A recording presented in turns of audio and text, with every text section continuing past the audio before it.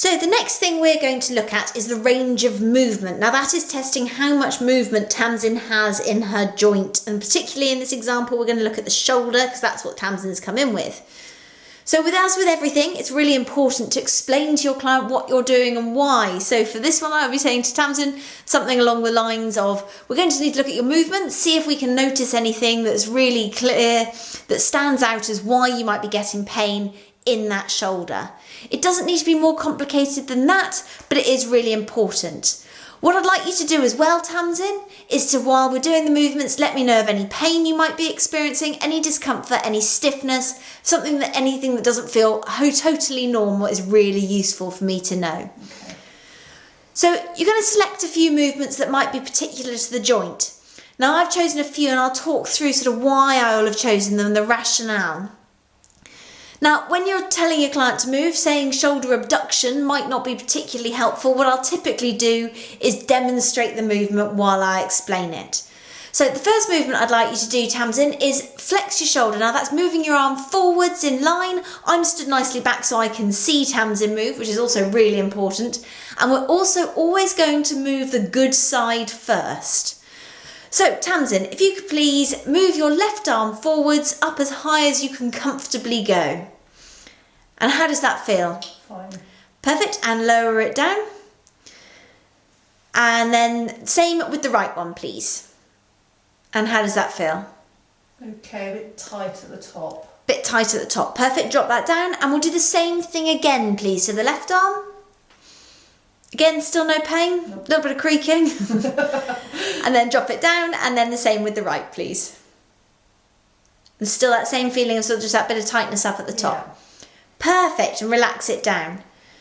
Next thing we're going to do is shoulder abduction. Now that incorporates the supraspinatus, the deltoids, all muscles around that superior aspect of the shoulder, but it will also sort of utilise the rotator cuff, anything in the neck, to be able to stabilise the body. So Tamsin, if you could please move your left arm away from your body to the side, please. And how does that feel? Fine. Good, perfect, lower that one down. And then the same with the right. Is that as far as it will go? Yeah, it's starting to hurt a bit there. Okay, so sort of how would you describe the pain? Dull or sort of sharp? Dull. And on a scale of 1 to 10, if 10's the worst pain imaginable, how much? 2 or 3. 2 or 3. Perfect. And then drop that arm down, and then same up with the left. Still no pain that side? No. Good, perfect. Drop it down, and same again on the right. And still not a lot of movement that side. So what we can clearly see with Tamsin, if you relax your arm down, is there's a really clear discrepancy left arm to right arm, and there's obviously some pain on that movement. Now the next thing I've decided to do, because when we were assessing Tamsin, we could see that at the base of her neck we were looking at a really, really clear discrepancy muscularly. What I'd like to test is lateral flexion of the neck, so that's moving the head left and right. So Tamsin, if sort of stood there nice and relaxed, you could just move gently your right ear to your right shoulder, please. Okay, so that's not looking too bad, and then go straight, and then go left ear to left shoulder.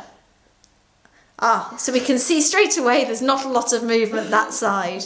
And then go straight for me, and then we'll do the same again. So right ear to right shoulder, perfect, and then go left ear to straight, and then left ear. And is there any pain on that movement at all? Not pain, but a real restriction. Yep, so feel like it's pulling or... Yeah. Perfect. Right, so we can now record that information and start to identify a few soft tissues we think might be involved, and then we can move on to the next stage. So, having done the range of movement assessment, we can now record our findings. So, the first movement that we did was the shoulder flexion. So, you can abbreviate that, so I put SH for shoulder, and then flexion. Now we did that for both the right and the left shoulders, so I'm going to record that in the movement column on both sides. Now, on the left shoulder there was absolutely no pain and no discomfort, no limitation on the movement, so I can simply put OK or a tick. Doesn't matter which, you can record it how you like as long as it's clear.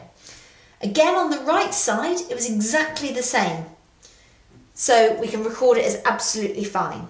So the next movement that we did was abduction of the shoulder. So again, I would put an abduction in. Now, we did that on both sides. And on the left side, if you remember, there was absolutely no pain. So again, we can put a tick in and say that was not a problem. However, on the right-hand side, so for this box up here, abduction had a decreased range of movement. So I might put a downwards arrow, ROM. So there was decreased range. It couldn't reach the top. And there was also pain on that movement. So I'm going to put a P 2 to 3, because that was what Tamsin reported to me that was the pain on that movement. Now what I also did, in order to sort of identify the pain at the base of the neck, or whether the base of the neck was having an issue, was we tested movement of the neck. So that needs to come down into this additional box. So I'm going to put in here neck, or cervical spine would be its correct name. And in this movement column, I'm going to record that we did lateral flexion, and we did it to the left, and lateral flexion to the right. Now, to the left, there was a very, very poor movement. So again, decreased range of movement, and Tamsin reported that it was tight. Yep, but there was very little pain. Lateral flexion over to the right was not a problem. There was no discomfort and no reduction in range on that side. So there you have it. So we've got recorded really nicely for each joint, the movements, and very, very easily what they showed us.